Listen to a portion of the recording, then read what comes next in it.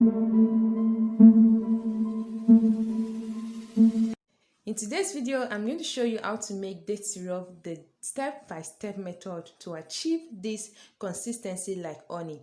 And the sweet part is you don't have to refrigerate this one. This one, you can keep it and it lasts longer. Also very delicious and healthy, has a lot of health benefits. Now you're welcome to today's video. My name is Mary Mars. I'm a dietitian nutritionist, a health and wellness coach, and a healthy living ambassador. I'm also a natural health practitioner, and I help health conscious individuals to live healthy, to reverse back health issues, and live a sickness-free life with the food they eat. You need my service? Use the link in the description below to speak to me.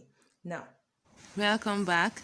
In my previous video, I talked about dates. I showed you how to make date paste.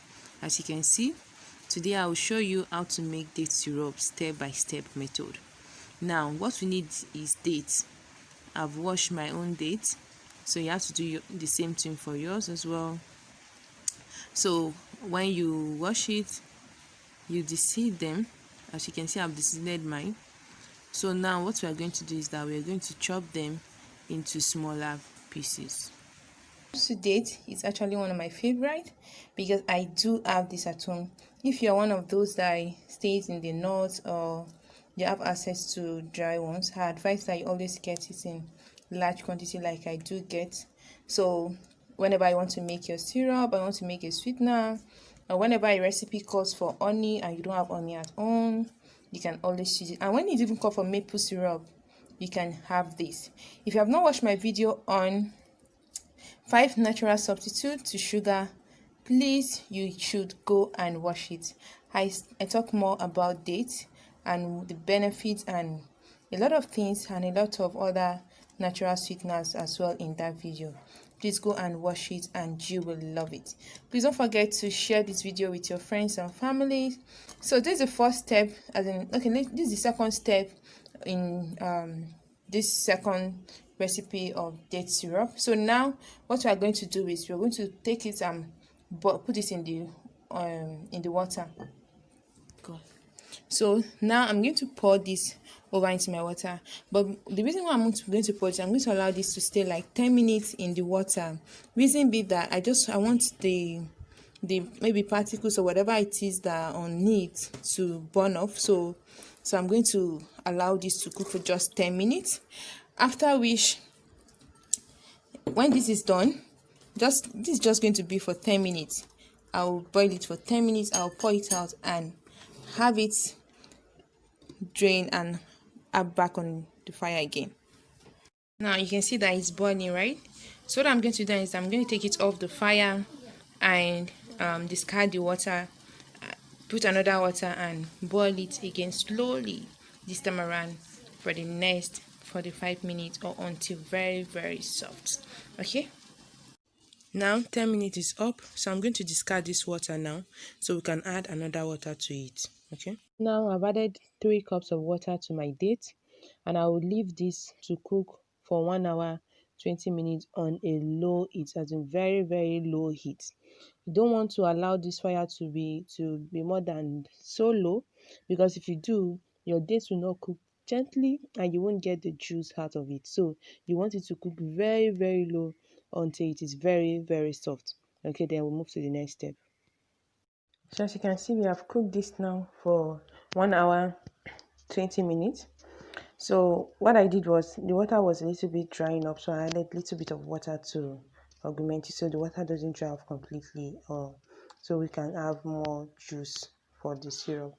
So now this is properly cooked. What I'm going to do is I'm going to turn off the stove, then we'll now move to the next step that it takes. You have to watch the video to the end so that you see what the next step takes. Okay, so now it's totally cooled down now, as you can see.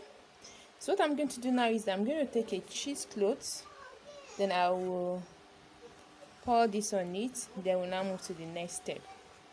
I think after that step, I think that would be, we have 2 more steps to go, right? Okay, so let's go. Let's pour this down now on the cheesecloth.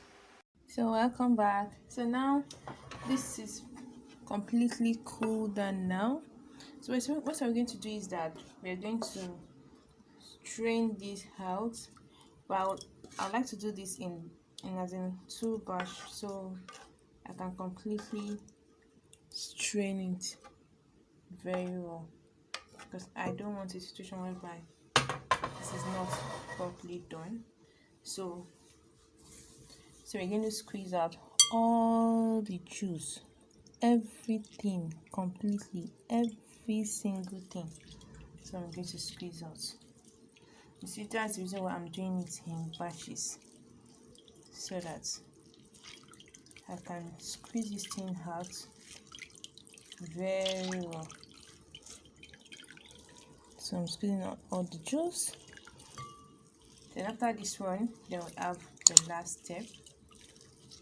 Make sure you squeeze it out very well, very well.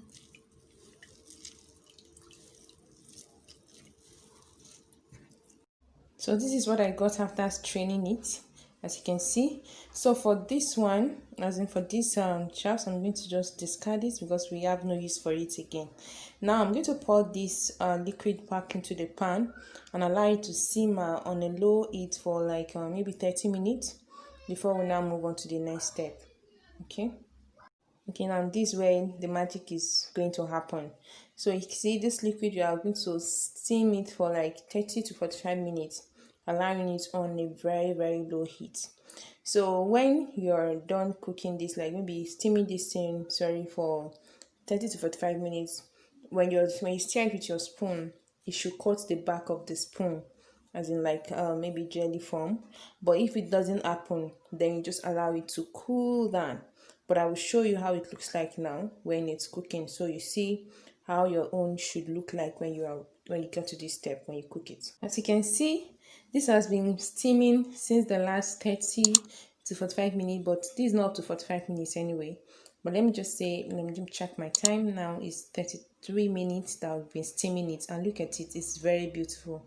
So what we are going to do now is that we're going to turn off the stove and allow it to cool down completely. Okay, look at this. This is cool down a little bit, not completely cool down though. So I'm going to show you how it looks like when it completely cool down. So, but if you are new to my channel, please don't forget to subscribe and hit the notification bell to know when I make my next video again, and also give the video a thumbs up. Now let me show you this is how it looks like when it's completely cooled down. You can see it's very thick, and I achieved this with just 1 cup of dates, and you can also do the same thing. Okay, this is even thicker than most onions we have in the store. Very healthy and has a lot of other health benefits you don't want to miss out on in your home. Okay, so if you like to see more of this type of videos and like to see nutrition tips, health and wellness, and tips to live a sickness-free life, don't forget to subscribe to my channel and share this video with your friends as well. Okay, until next time I come your way, my name is still Mary Matt, and I talk health. Thank you.